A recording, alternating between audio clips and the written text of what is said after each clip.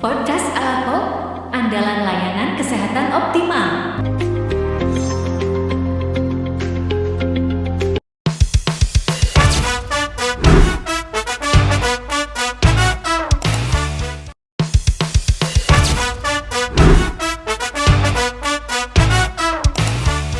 Assalamualaikum warahmatullahi wabarakatuh. Halo kawan Nemal, selamat datang di acara podcast Alako, andalan layanan kesehatan optimal bersama Rumah Sakit Nenek Malomo. Salam sehat untuk kita semua. Senang sekali bisa menemani Anda hari ini. Saya Nurse Samsul Bahri SST akan memandu acara hari ini yang nantinya akan menghadirkan obrolan edukatif seputar permasalahan kesehatan, penyakit, dan layanan di Rumah Sakit Nenek Malomo. Untuk segmen cerdas hari ini, cerita edukasi rumah sakit hari ini, kita akan membahas topik seputar masalah penyakit saraf. Adapun tema yang kita angkat hari ini adalah kenali stroke sebelum terlambat. Kawan Nemal semua, sobat sehat semua, untuk membuka cakrawala kita terkait penyakit stroke, kita akan ditemani langsung oleh narasumber yang sudah sangat kompeten, berpengalaman dan ahli di bidangnya. Saya sapa langsung. Beliau adalah Dr. Nasira, spesialis neurologi.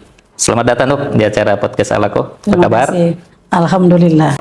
Sebelum kita memulai bincang-bincang ini, kenapa kita mengangkat topik ini?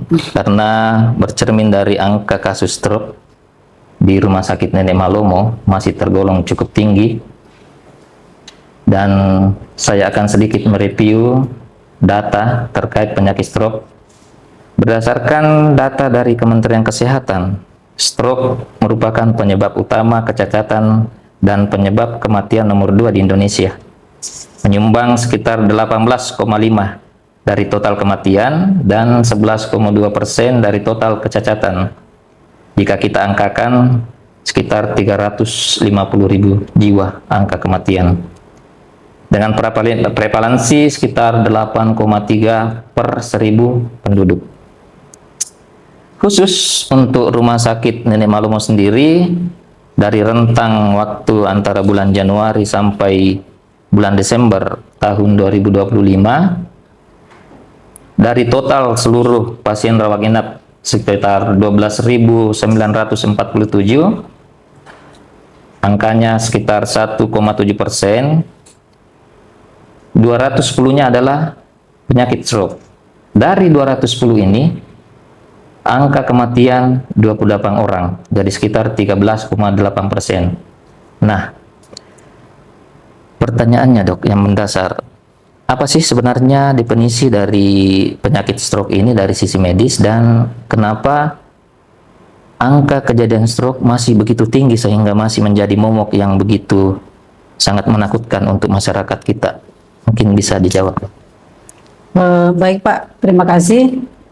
Jadi secara definisi, menurut WHO, stroke itu adalah hambatan aliran darah ke otak secara tiba-tiba berupa sumbatan aliran darah maupun pecahnya pembuluh darah yang berlangsung lebih dari 24 jam. Jadi kita harus highlight bahwa ada dua kata kunci di sini. Yang pertama adalah secara tiba-tiba. Yang kedua adalah berlangsung lebih dari 24 jam. Jadi akan memenuhi definisi stroke apabila terpenuhi dari definisi yang tadi itu, tetapi ada dua poin utama, yaitu secara tiba-tiba dan berlangsung lebih dari 24 jam. Ya, saya kira begitu Pak Ancu. Jadi kalau seperti itu Dok, apakah semua penyakit stroke itu sama? Dalam klinis kita bisa membedakan ada dua macam jenis stroke, yaitu stroke iskemik dan stroke perdarahan. Stroke iskemik itu artinya terdapat sumbatan aliran darah ke otak. Di mana sumbatan itu bisa berasal dari dinding pembuluh darah, di mana terdapat menumpuknya plak yang bisa berasal dari kolesterol dan komponen-komponen lain, maupun bisa berasal dari darah itu sendiri, di mana terbentuk gumpalan di dalam aliran darah ke otak sehingga aliran darah ke otak tertentu itu terjadi sumbatan. Yang kedua itu adalah stroke hemoragik. Stroke hemoragik itu adalah pecahnya pembuluh darah atau robeknya pembuluh darah di dalam otak yang menuju ke area tertentu sehingga darah keluar dari pembuluh darah ke jaringan otak dan merusak sel-sel otak tersebut. Keduanya bisa memberikan gejala yang sama. Saya kira begitu, Pak. Tadi dijelaskan bahwa stroke itu ada dua macam.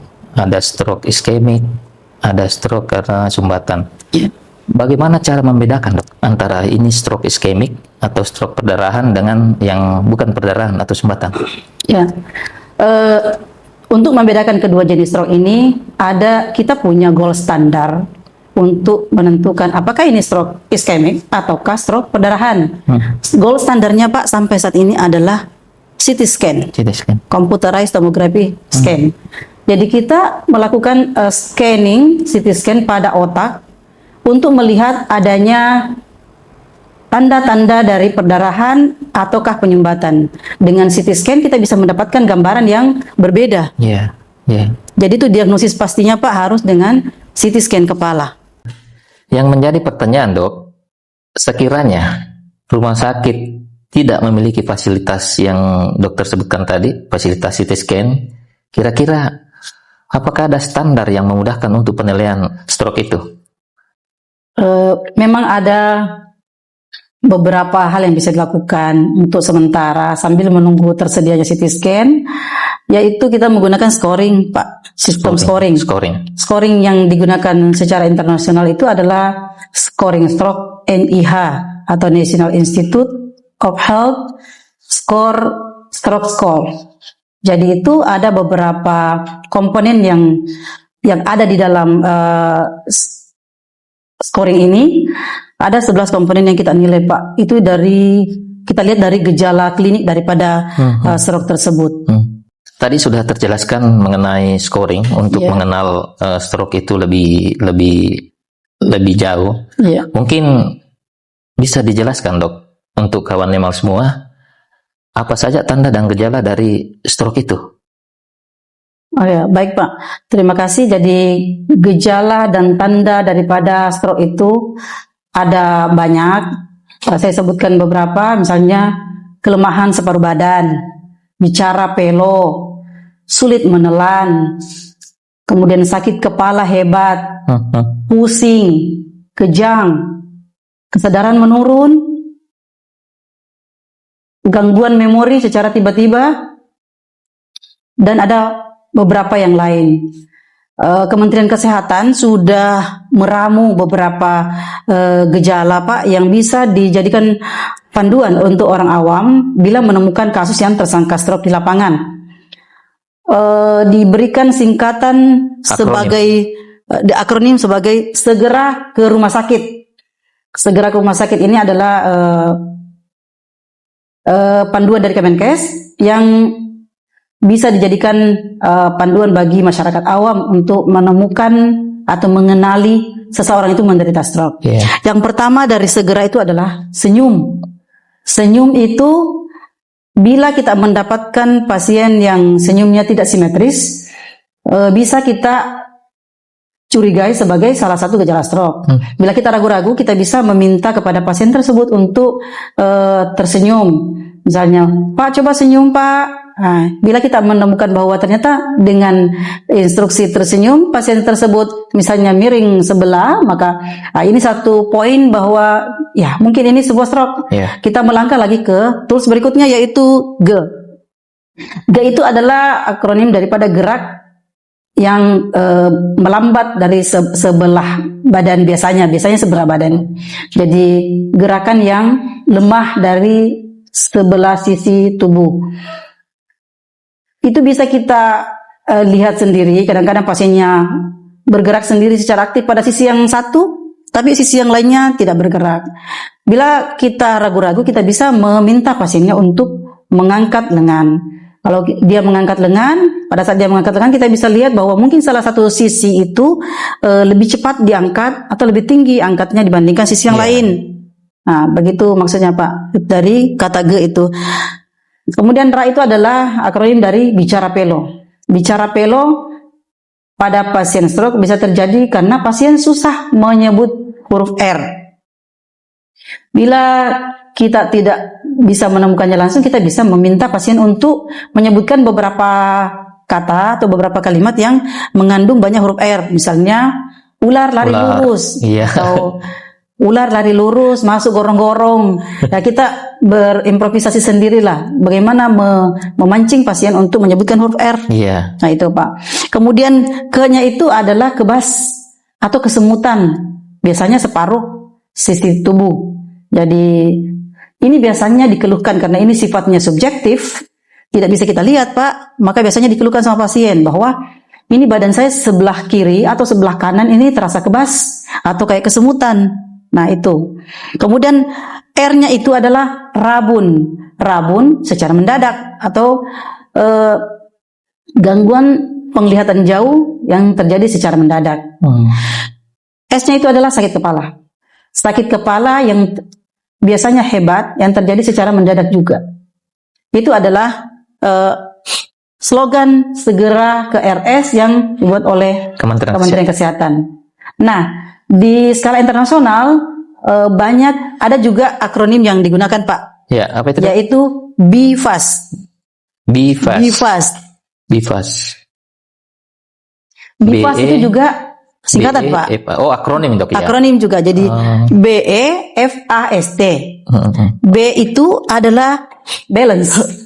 Jadi balance. Bila kita menemukan seseorang tiba-tiba hilang keseimbangan, tidak bisa berdiri dengan baik, kalau berjalan selalu mau jatuh, nah itu adalah gangguan keseimbangan. Ya mungkin saja salah satu gejala dari stroke. Yang kedua adalah eyes. Eyes itu adalah perubahan pada mata. Perubahannya bisa berupa melihat double. Jadi pasiennya mengeluhkan, saya melihat Bapak ini 2 orang. Nah, kayak begitu Pak. Ataukah kita bisa langsung melihat sendiri pergerakan bola matanya yang tidak seiring antara kiri dan kanan. Itu adalah yang bisa kita lihat pada pasien yang kita curigai stroke. Jadi tanda yang ketiga, kawan Nemal adalah face. Huruf ketiga ya dari BFAST itu adalah face. Face itu adalah kita melihat secara langsung wajah dari pasien, dari orang yang kita dapatkan yang tersangka stroke itu. Wajahnya simetris atau tidak? Kalau dia tidak simetris, ya itu mungkin salah satu tanda dari stroke. Itu bisa kita aktifkan atau bisa kita pancing dengan menyuruh pasien tersenyum. Kalau senyumnya tidak simetris, ya mungkin itu bagian dari gejala stroke. Ya, ini sebenarnya mirip-mirip saja dengan yang tadi segera ke rumah sakit yang dibuat oleh Kementerian Kesehatan. Arm-nya itu adalah gangguan pergerakan pada salah satu sisi tubuh. Kemudian speech itu adalah kesulitan untuk berbicara. Kesulitan untuk berbicara bisa itu tadi dengan memancing pasien ini mengucapkan kata-kata tertentu yang banyak mengandung huruf R. Nah, dari 5 gejala yang kita temukan ini, sahabat Nemal, kawan Nemal, saya pesankan bahwa hal terpenting adalah huruf T-nya. Bila Anda menemukan kasus seperti ini, maka tolong segera kita bawa ke rumah sakit. Segera bawa ke rumah sakit. Karena apa? Karena kita berkejaran dengan waktu. Setiap menit terjadi kematian sel-sel otak. Yang bila dengan penanganan segera bisa kita hasilkan, bisa kita minimalisir daripada kecacatan itu dengan penanganan segera. Jadi saya kira begitu Pak Ancu. Sudah jelas sekali tadi gejala dan tanda daripada pasien stroke yang bisa kita temukan baik oleh orang awam maupun para tenaga kesehatan. Oke, kawan Nemal semua, mungkin dari penjelasan yang tadi kita bisa tangkap bahwa ada hal yang paling penting di sana, bahwa pasien jika menderita gejala-gejala yang sudah disebutkan dari awal tadi, sesegera mungkin untuk dibawa ke rumah sakit untuk meminimalkan kerusakan pada sel-sel otak. Jadi jangan tunggu kondisi membaik, namun sesegera mungkin untuk dibawa ke rumah sakit. Mungkin begitu, Dok, Betul ya? Pak, betul ya. Dari penjelasan tadi, saya ingin bertanya, Dok, untuk mengenal lebih jauh terkait penyakit stroke ini. Faktor-faktor risiko apa kira-kira yang paling berpengaruh untuk terjadinya kondisi atau penyakit stroke ini? Mungkin bisa dijelaskan, Dok. Oh iya Pak, baik. Kawan Nemal semua, ada beberapa kondisi yang memang memudahkan orang untuk menderita stroke. Itu yang kita sebut dengan faktor risiko. Iya. Jadi faktor risiko itu adalah kondisi di mana seseorang itu lebih gampang untuk menderita stroke. Faktor risiko ini dalam literatur dibagi menjadi dua bagian, Pak. Ada namanya faktor risiko yang bisa dimodifikasi, ada yang tidak bisa dimodifikasi. Ya, yang tidak bisa dimodifikasi itu apa saja? Faktor risiko umur. Umur kan kita tidak bisa modifikasi. Ya, betul. Jadi umur itu dikatakan bahwa semakin tinggi umur, semakin besar peluang untuk terjadi stroke. Tapi bukan berarti hanya orang yang berumur saja yang bisa menderita stroke. Stroke bisa terjadi pada semua umur, tetapi prevalensinya akan meningkat sesuai dengan bertambahnya umur. Nah, itu faktor risiko yang pertama yang tidak bisa kita modifikasi, faktor umur. Yang kedua, faktor jenis kelamin, Pak. Jenis kelamin. Jenis kelamin. Laki-laki lebih banyak menderita stroke daripada perempuan. Jadi, itu tidak bisa kita modifikasi. Itu adalah sesuai dengan data penelitian bahwa memang jenis kelamin laki-laki lebih berpotensi untuk menderita stroke dibandingkan perempuan. Yang ketiga adalah ras atau genetik. Jadi ada ras tertentu yang lebih mudah menderita stroke dibanding ras yang lain. Kalau menurut penelitian di Amerika, Pak, ras kulit hitam itu lebih mudah menderita stroke dibandingkan dengan kulit putih. Oh, ada relevansi di sana, Dok, ya? Ya, jadi itu ada faktor risiko pada kulit hitam lebih tinggi daripada kulit putih. Itu adalah tadi 3 faktor risiko yang tidak bisa kita modifikasi. Terus ada faktor risiko yang bisa kita modifikasi. Faktor risiko apa itu? Ya, faktor risiko beberapa penyakit. Misalnya faktor risiko hipertensi. Hipertensi adalah faktor risiko nomor 1 kejadian stroke. Itu bisa kita modifikasi dengan cara kita mengendalikan tekanan darah kita. Begitu kita tahu bahwa kita menderita tekanan darah tinggi, maka seharusnya kita mendatangi dokter untuk mendapatkan penanganan dari penyakit ini. Iya. Mungkin dengan pemberian obat-obatan atau dengan pemberian formula diet yang tepat untuk penyakit tersebut. Itu yang pertama, hipertensi. Yang kedua adalah penyakit diabetes mellitus atau orang awam mengatakan itu penyakit gula. Penyakit gula. Pak, penyakit gula ini adalah faktor kedua, faktor risiko terbesar dari penyakit stroke ini. Jadi begitu kita mengetahui bahwa kita memiliki penyakit gula, maka sesegera mungkin mencari pengobatan dan mengendalikan kadar gula darah kita. Jadi jangan biarkan kadar gula darah tetap selalu tinggi. Karena dengan meningkatnya kadar gula dalam darah itu berpotensi untuk terbentuknya plak-plak di dalam pembuluh darah. Kemudian dengan kadar gula yang tinggi itu bisa merusak pembuluh darah. Jadi itu, Pak, faktor risiko yang kedua itu. Diabetes mellitus. Faktor risiko yang ketiga adalah gangguan irama jantung. Gangguan irama jantung itu, Pak, terjadi pada beberapa orang di mana dia punya irama jantung tidak teratur, kadang cepat, kadang lambat. Itu adalah salah satu faktor risiko untuk terjadi stroke. Bila mengetahui bahwa kita atau keluarga kita mengalami hal seperti ini, maka segeralah ke dokter memeriksakan diri dan meminta pertolongan atau saran. Yang keempat adalah faktor risiko kegemukan.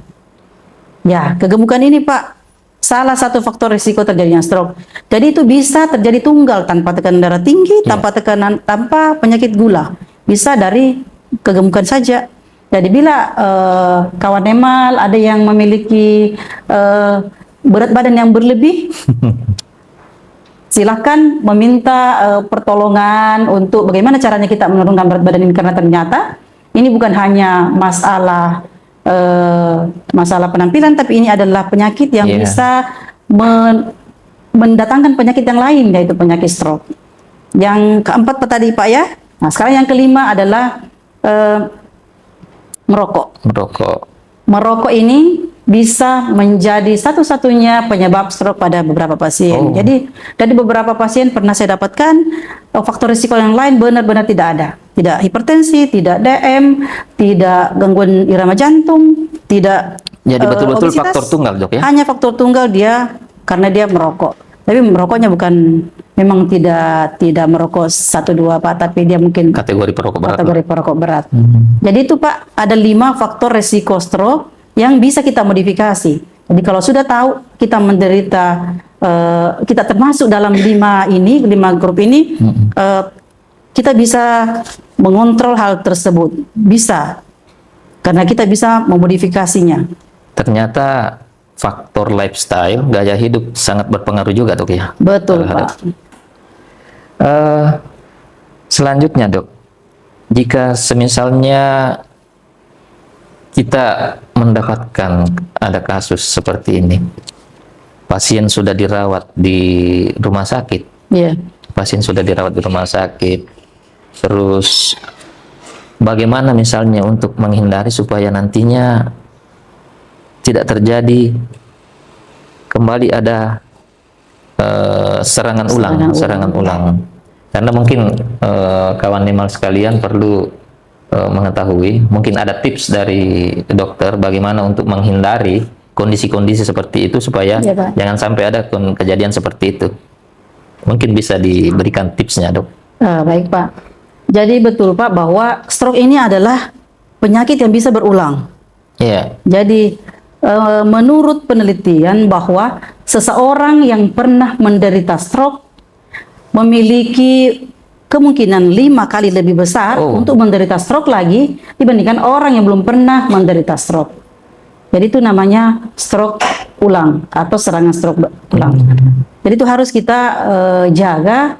Oleh sebab itulah maka setelah selesai fase akut dari stroke ini, kita jangan terlena bahwa sudah aman. Kita harus sadar bahwa serangan stroke berikutnya selalu mengintai.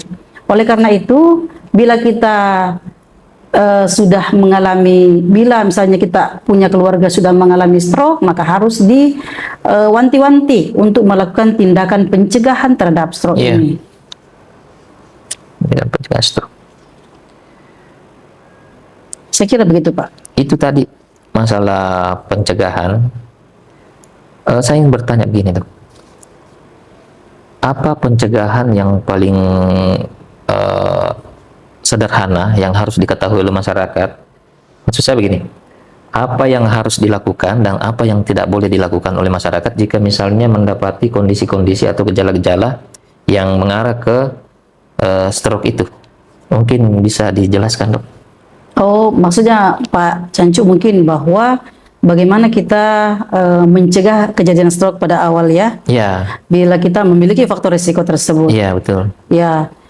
Tentu saja kita harus mengelola faktor risiko tersebut dengan cara berobat, meminum obat, atau mengikuti arahan dari dokter terkait penyakit tersebut.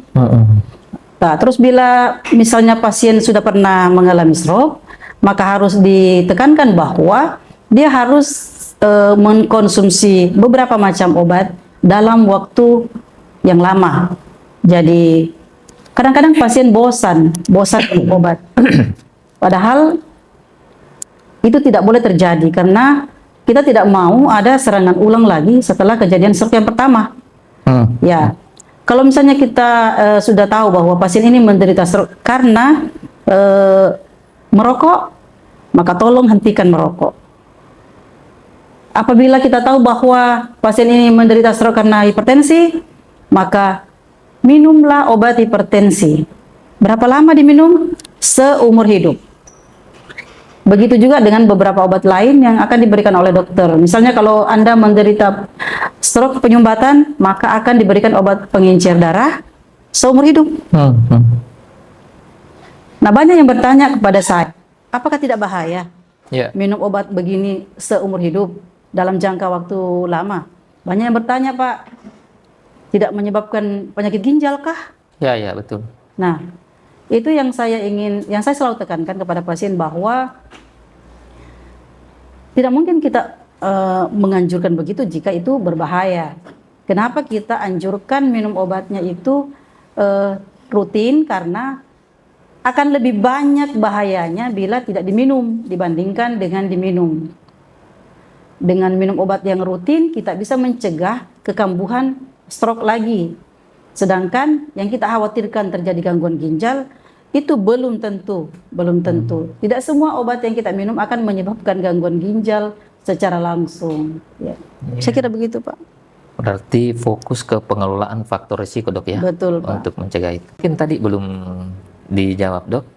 Seandainya keluarga mendapatkan atau menemukan kondisi-kondisi ada gejala-gejala mengarah ke penyakit stroke, kira-kira apa yang tidak boleh dilakukan oleh keluarga? Mungkin ada tips dari dokter untuk kawan Nemal. Baik, Pak. Kawan Nemal semua, bila mendapatkan seseorang yang kita curigai mungkin menderita stroke berdasarkan akronim segera KRS dan BIFAS tadi, maka ada beberapa hal yang perlu kita lakukan. Yang pertama, segera ke rumah sakit. Karena semakin cepat diberikan pertolongan, akan semakin banyak sel-sel otak yang bisa kita selamatkan. Tapi sementara kita menunggu ke rumah sakit, maka ada beberapa poin yang perlu diperhatikan. Yang pertama, baringkan pasien dengan kepala lebih tinggi sekitar 30 derajat atau satu bantal. Ya, itu gunanya untuk apa? Untuk mengurangi tekanan di dalam otak. Karena kita ketahui bahwa penderita stroke itu pada awalnya akan mengalami peningkatan tekanan di dalam otak. Nah, semakin tinggi tekanan di dalam otak akan semakin merusak sel-sel otak tersebut. Sehingga kita posisikan kepalanya lebih tinggi sehingga bisa membantu untuk menurunkan tekanan darah, tekanan otak, tekanan intrakranial.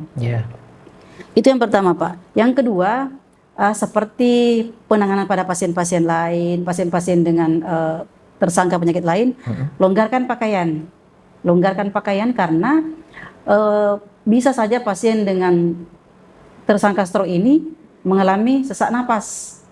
Maka kita harus melakukan trik ini, yaitu melonggarkan pakaian pasien, membuka ikat pinggang, dan sebagainya.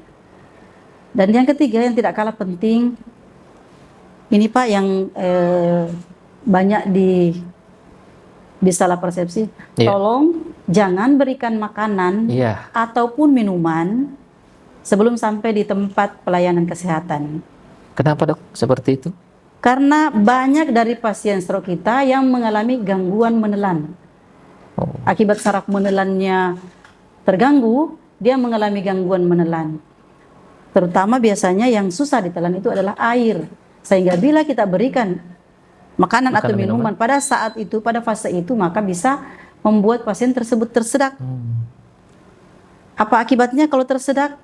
Air atau makanan tersebut bisa masuk ke saluran nafas. Nah, itu lebih fatal akibatnya. Saya kira begitu, Pak. Ada poin yang menarik, Dok, terkait apa yang tidak boleh diberikan, bahwa harus diingat betul oleh kawan Nemal bahwa hati-hati dalam memberikan makanan dan minuman, karena jangan sampai tindakan-tindakan kecil seperti itu justru akan berakibat sangat fatal. Betul, Pak. Untuk pasien.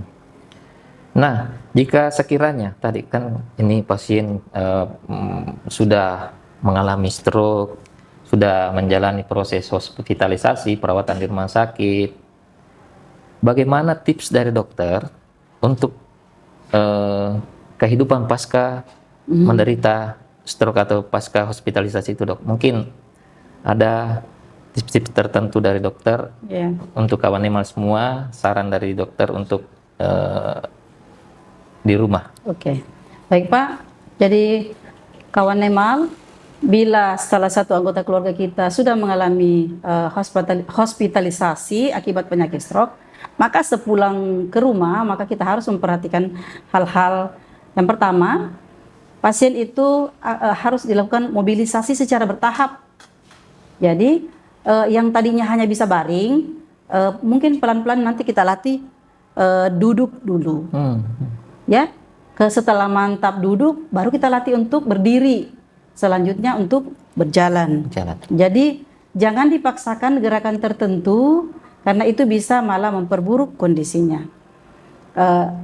Sebaliknya Pak, ada juga yang terlalu takut menggerakkan pasien tersebut, karena misalnya kalau pasiennya masih sadarnya belum terlalu bagus, sehingga pasien ini cenderung diam saja tanpa diapa-apakan. Nah, ini tidak benar, karena pasien ini harus dilakukan mobilisasi Pak, mobilisasi secara bertahap. Ya, kalau pasiennya tidak sadar, maka yang kita bisa lakukan adalah melakukan gerakan pasif pada pasien tersebut. Misalnya kakinya kita gerak-gerakkan supaya tidak kaku sendi-sendinya. Dibantu ya, Dok ya? Dibantu, gerakan pasif Pak. Jadi bukan pasiennya yang melakukan gerakan, tapi kita sebagai anggota keluarga. Bisa juga kalau misalnya tersedia fasilitas fisioterapi, kita bisa menggunakan tenaga fisioterapis untuk melakukan fisioterapi secara pasif. Ini. Terus itu yang pertama Pak. Yang kedua, kita harus membantu memastikan bahwa pasien tersebut meminum obat-obatannya. Ya, karena pada saat begini, pada saat pasien pasca stroke, ada kadang-kadang kan pasien yang masih mengalami gangguan menelan. Nah, itu keluarga harus membantu memastikan bahwa bagaimana supaya obatnya bisa diminum dengan berbagai macam cara, mungkin pasang selang, mungkin dengan cara dihaluskan. Yang pasti ada beberapa obat yang memang harus kita minum, yang harus diminumkan kepada pasien. Yang ketiga Pak, yang tidak kalah pentingnya, pasien pasca stroke itu mengalami shock secara umum, kita bisa katakan mengalami shock. Karena kenapa? Pasien yang tadinya aktif tiba-tiba tidak bisa bergerak. Terutama mereka-mereka yang pekerja keras sebelumnya. Ya, betul. Pasien yang sementara bekerja tiba-tiba terkena stroke, nah kan dia butuh waktu beberapa lama untuk bisa melakukan kegiatan tersebut. Sehingga kadang-kadang pasien ini mengalami gangguan mental. Nah, itu yang harus kita support sebagai anggota keluarga. Jadi sangat dituntut sebenarnya kawan Nemal, partisipasi keluarga, betul, Pak. Support keluarga untuk maksimalisasi dari proses pemulihan ini, Dok. Betul, ya. Pak. Pertanyaannya, Dok, apakah pasien stroke bisa sembuh total? Untuk sembuh 100% tidak. Tak bisa. Tidak, Pak. Dengan mencapai 90% saja kita sudah merasa bersyukur. Jadi stroke itu adalah terjadi karena apa? Karena kematian sel otak. Iya. Jadi ada sekelompok sel di dalam otak kita yang mengalami kematian akibat tersumbatnya aliran darah ke sana, ataukah tadi pecahnya pembuluh darah yang memberikan suplai darah ke sana. Nah, saat terjadi hal demikian, sel otak itu tidak akan bisa kembali fungsinya, Pak. Jadi kenapa masih bisa kita berharap ada perbaikan daripada motoriknya, sensoriknya, atau kognitif dari pasien ini? Karena kita berharap bahwa sel-sel otak di sekitar daripada area yang mati ini akan mengambil alih fungsi daripada sel otak yang mati ini. Itulah yang kita kejar pada awal fase stroke, Pak. Jadi kita berharap bisa mengembalikan fungsi sel-sel yang berada di sekitar yang mati ini. yang sel-sel yang sekitar mati itu yang dalam bahasa kedokteran disebut penumbra, itulah yang kita harapkan untuk kita maksimalkan fungsinya pada awal itu, pada fase awal dengan memberikan nutrisi kepada otak atau neuroprotektor, perlindungan terhadap sel-sel otak itu kita berharap bahwa itu masih bisa kita selamatkan. Jadi tidak bisa sembuh 100% Pak. Iya. Sekarang saya ingin melangkah Dok ke pertanyaan terkait mitos dan fakta, karena kita tidak bisa pungkiri bahwa banyak informasi-informasi yang berkembang di masyarakat seputar penyakit stroke ini. Iya. Yang pertama adalah, benarkah stroke itu pasti menyebabkan kelumpuhan permanen? Tidak semua stroke itu menyebabkan kelumpuhan, Pak. Iya. Kita ketahui tadi, kita bahas tadi bahwa stroke itu memiliki beberapa gejala.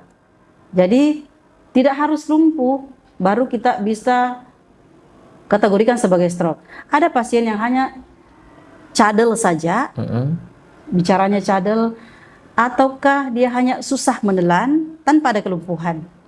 Ya. Artinya ada pasien tidak yang semua penyakit stroke akan berakhir di kelumpuhan Dok ya? Tidak semua, Pak. Tidak semua. Iya. Karena masyarakat kadang berpandangan bahwa kalau orang kena stroke nanti akan lumpuh akhirnya. Seperti itu maksudnya. Itu sebenarnya gejala stroke itu terjadi sesuai dengan area otak yang tersumbat, Pak. Area otak yang terkena.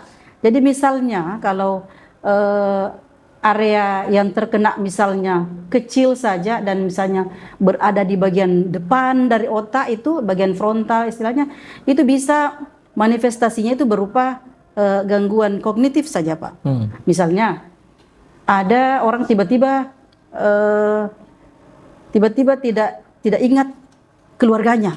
Iya, iya. Ini kekuatannya bagus tuh Pak, kekuatannya bagus, tapi dia hanya mengalami gangguan berupa tidak mengenali keluarganya.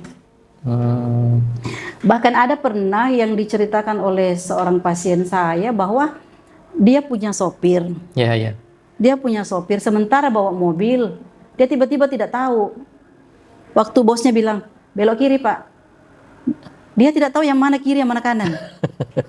Ada disorientasi di sana. Ya, jadi itu ada memang satu penyakit, satu gejala stroke yang begitu Pak. Dia gangguan daripada kognitif, gangguan kognitif itu Pak. Kemudian kadang-kadang juga pasien kalau misalnya mengalami stroke di bagian belakang, dia mengalami gangguan penglihatan. Oh iya. Saja itu.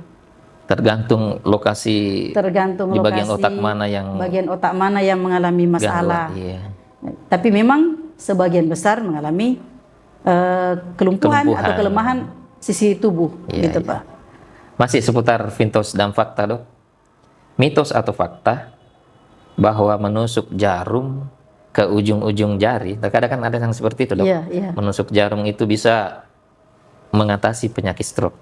Mitos atau fakta? Mitos Pak. Mitos.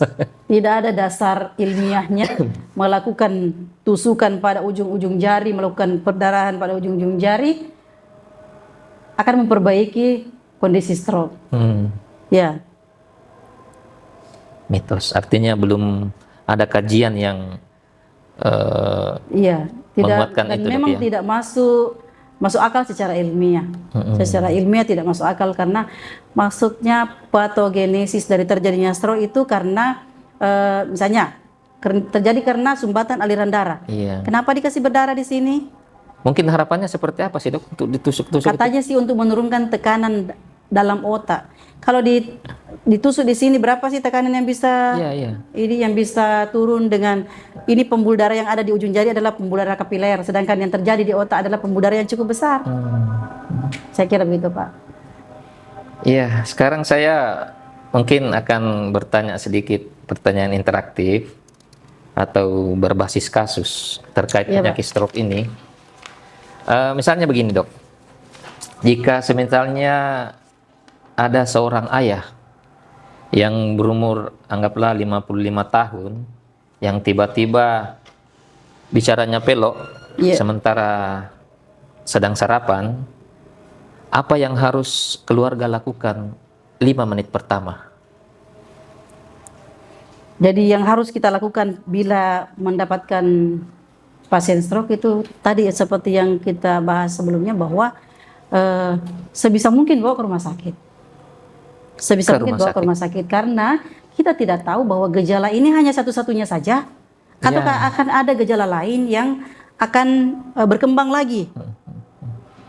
Ataukah mungkin ini adalah pendahuluan daripada gejala yang lain. Jadi dia harus segera ke rumah sakit. Bila proses evakuasi ke rumah sakit masih lama, itulah yang kita bilang tadi, segera baringkan pasien, tinggikan kepalanya 30 derajat, longgarkan pakaiannya, kemudian jangan kasih makan ataupun minum. Itu, Pak. Meskipun misalnya gejala menghilang setelah 5 menit pertama, tetap harus ke rumah sakit, Dok ya? Ya. Harus tetap ke rumah sakit. Itu tadi mengingatkan saya bahwa di dalam penyakit stroke itu ada yang namanya TIA. TIA itu transient ischemic attack atau serangan otak sepintas. Apa itu, Dok?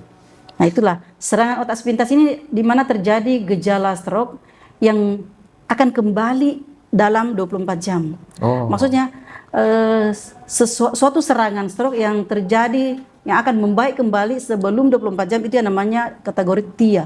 Atau transient ischemic attack atau bisa disebut dengan mini stroke. Mini stroke. Ya. Jadi ini akan membaik 100% akan kembali, Pak, karena memang ini bukan stroke sebenarnya, dia adalah, kalau saya bahasakan dengan pasien itu stroke mengancam. Jadi ini alarm bahwa bila kamu tidak kendalikan faktor resikomu, ini akan menetap. Kita bersyukur bahwa ini sudah kembali, bisa kembali dalam misalnya 5 menit atau 2 jam, 3 jam gitu.